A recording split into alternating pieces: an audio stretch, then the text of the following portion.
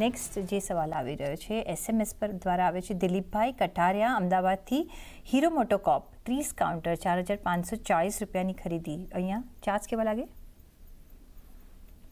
જી charge તો તમે જોશો તો અત્યારે હીરો મોટોકોર્પમાં પોઝિટિવ છે અને સોરી સાઇડવેજ છે અને સાઇડવેજના કન્સોલિડેશન પછી આજે થોડુંક બ્રેકડાઉન પણ દેખાઈ રહ્યું છે.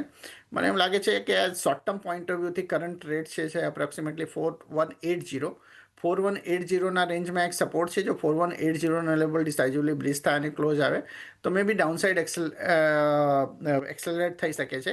અને ઉપરના લેવલમાં વાત કરીએ જો ફ્રેશ બ્રેકઆઉટ થવા માટે બુલિશ બ્રેકઆઉટ 4400નો લેવલ છે. એક વખત બાઇંગ માટે 4400ના લેવલ ક્રોસ કરે અને હોલ્ડ કરે ત્યારે જ આ સ્ટોક બાય કરવો જોઈએ.